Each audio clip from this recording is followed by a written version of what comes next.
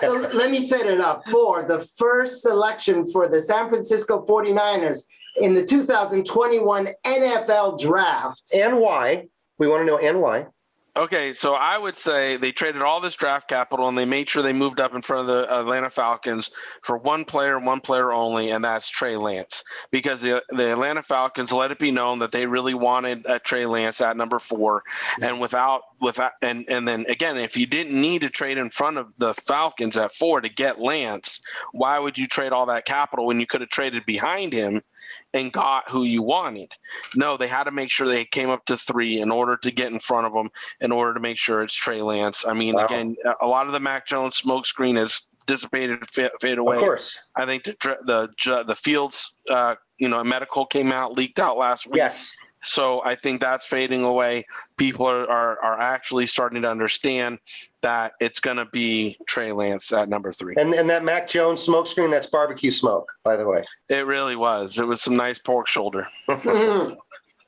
Okay, Mr. Lombard, who do you have at number 3 and why? I believe that great minds think alike. And in this case, David Turner and I are one to bet on the Bison. Mr. Trey Lance of the well-known to the people in the Upper Plains, North Dakota State University. The Upper Plains. But check it out. Whereas Mr. Turner would check it out. The third pick, right? The third pick in the NFL draft? No, right. It won't be. Watch the 3. I'm going to do a little magic trick for you. And it just became 2. Really? Why would so the Niners trade with the Jets to 2, but why? The Niners are trading with the Jets to number 2. Why would they do such a thing? They're going to give the Jets the 3rd pick and Jimmy GQ. Okay, but why give up Jimmy GQ to the Jets? They want to keep Jimmy GQ away from the Patriots and Bill Belichick. It's a chess move. It's a chess move. So I'm saying, yeah, they take the mighty Bison, Trey Lance, all 6'4", 226 approximately of him, incredible mobility, improvisational player, love him. Great. But I think there's a little shenanigans with the 3-2 swap. So there's a little collusion with the Jets and the Niners. Yeah, you got your buddy Saleh. You've got a little. I agree. I thought they were in collusion earlier. That's a good one. So, I'm going to go on a bit of a different route. I think John and Kyle are both set on one player.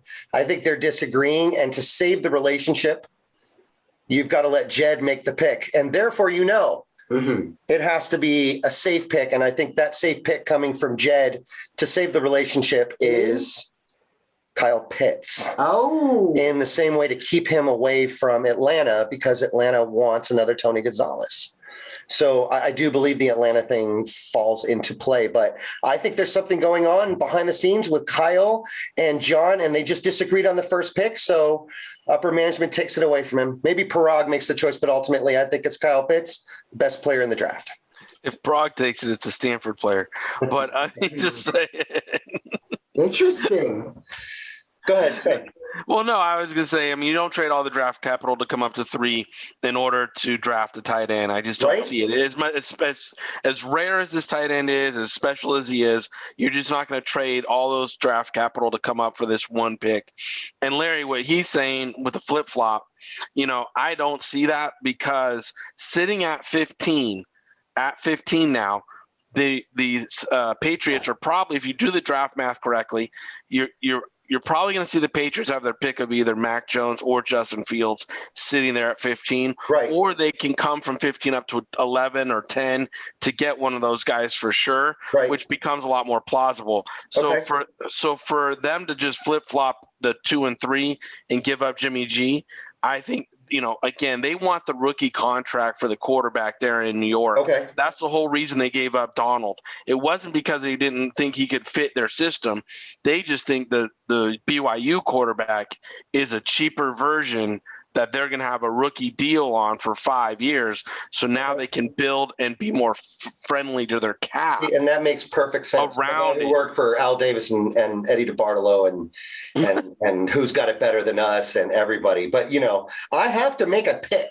And remember You this. do, and it's okay to be wrong. I support you being in all I'm your usually picks, wrong. So but I'm just letting you know as you sit there in a beautiful, was that Vernon Davis jersey? thank you. Nobody knows it's a Vernon Davis jersey. Yeah, I mean, I love you for it, but no, you're wrong. I just believe that all tight ends should be receivers, and that's how you beat the cap. I know you're a big fan of the tight end. Let me preface all of my picks, both previous and forthcoming, with the fact that I was 2/3 of the way through a 6-pack of hard seltzer when I made my choices.